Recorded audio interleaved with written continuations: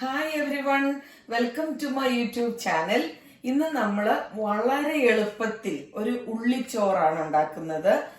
എല്ലാവർക്കും അറിയായിരിക്കും ഇത് ഉണ്ടാക്കുന്നത് എങ്ങനെയാന്ന്. അതായത് ഞാൻ ചെറുപ്പത്തില് സ്കൂളിൽ പോകുന്ന സമയത്ത് വീട്ടില് കറിയൊന്നും ഇല്ലെങ്കിൽ അമ്മച്ചി പെട്ടെന്ന് ഉണ്ടാക്കി തരുന്ന ഒരു ചോറായിരുന്നു ഇത്. രണ്ട് ഉള്ളി മാത്രം മതി, ചുവന്നുള്ളി ഇട്ട് ഒരു ചോറുണ്ടാക്കും, അതിനൊരു മുട്ടയും പൊരിച്ചു തരും. അതായിരുന്നു ലഞ്ച് ബോക്സിൽ തന്നു വിട്ടുകൊണ്ടിരുന്നത്. അപ്പൊ നമുക്ക് എങ്ങനെയാ ഉള്ളിച്ചോറിന് വേണ്ട ഇൻഗ്രീഡിയൻസ് എന്തൊക്കെയാന്ന് കാണണ്ടേ? അതിനായിട്ട് ഞാൻ ഒരു 10-15 ചുവന്നുള്ളി എടുത്തിട്ടുണ്ട്, അല്പം ഉപ്പ്, ഒരു നുള്ളു മഞ്ഞപ്പൊടി. മഞ്ഞപ്പൊടി അധികമൊന്നും വേണ്ട. പിന്നെ വെളിച്ചെണ്ണ. ഇത് വെളിച്ചെണ്ണയിലാണ് ഉണ്ടാക്കുന്നത്. ചിലരിത് നെയ്യിൽ ഉണ്ടാക്കും, പക്ഷെ വെളിച്ചെണ്ണയിൽ ഉണ്ടാക്കിയ ടേസ്റ്റാണ് എനിക്ക് ഇഷ്ടപ്പെട്ടത്. ഇതൊരു 2 കപ്പ് ചോറ്. ഇത് നമ്മുടെ ഇന്നലെ ഉണ്ടാക്കി വെച്ച ചോറാണ്. ഇത് ഏത് ചോറെടുത്താലും മതി. ബസ്മതി റൈസിനേക്കാളും നല്ലത് നമ്മുടെ ബോയിൽഡ് റൈസ് ആണ്. എന്നാ ഇനി നമുക്ക് ഉണ്ടാക്കാൻ തുടങ്ങാം. നമ്മളിത് ഉള്ളിച്ചോറ് ഉണ്ടാക്കാനായിട്ട് ഒരു മീൻചട്ടി അടുപ്പത്തേക്ക് വെച്ചു, തീ ഓൺ ചെയ്തു. ചട്ടി ചൂടായി കഴിയുമ്പോൾ നമ്മൾ വെളിച്ചെണ്ണ ഒഴിക്കും. 2 സ്പൂണ് വെളിച്ചെണ്ണയാണ് ഞാൻ ഒഴിച്ചേക്കുന്നത്.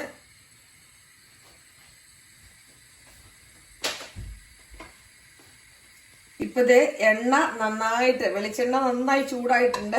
അപ്പൊ നമ്മൾ അരിഞ്ഞു വെച്ചിരിക്കുന്ന ചുവന്നുള്ളി, ഒരു 10-15 ചുവന്നുള്ളി ഉണ്ട്, അതങ്ങ് ഇട്ട് കൊടുക്കുകയാണ്. ചുവന്നുള്ളി എളുപ്പത്തിൽ വാടാനായിട്ട് നമുക്ക് ഉപ്പിട്ട് കൊടുക്കാം. നമ്മൾ ചോറിനും കൂടെ വേണ്ട ഉപ്പ് ഈ സമയത്ത് ഇട്ട് കൊടുക്കുന്നുണ്ട്. ചോറിൽ ഉപ്പിട്ടല്ലെങ്കിൽ ചോറിനും കൂടെ ഉള്ള ഉപ്പ് നമ്മൾ ഇട്ട് കൊടുക്കുന്നു. ഈ ഉള്ളി നന്നായിട്ടൊന്ന് വാടട്ടെ. ഇപ്പതേ നമ്മുടെ ഉള്ളിയൊക്കെ നന്നായിട്ട് ഗോൾഡൻ കളറായിട്ടുണ്ട്. നന്നായിട്ട് മൂത്ത് വന്നു കഴിയുമ്പോൾ നമ്മളിത് അല്പം കറിവേപ്പില, ഒത്തിരി കറിവേപ്പിലയുടെ ഒന്നും ആവശ്യമില്ല, ഒരു 2 കറിവേപ്പില മതി. ഒരു നുള്ള് മഞ്ഞൾപ്പൊടി, ഒത്തിരി മഞ്ഞൾപ്പൊടി ഇടരുത്, ഒരു നുള്ള് കളറിന് വേണ്ടി മാത്രം ഒരല്പം മഞ്ഞൾപ്പൊടി ഇട്ട് കൊടുക്കുക. അത് മഞ്ഞൾപ്പൊടിയുടെ പച്ചമണം ഒന്ന് മാറിക്കഴിയുമ്പോൾ നമ്മൾ ആ ചോറ് അതിലേക്ക് ഇട്ടെടുക്കുകയാണ്.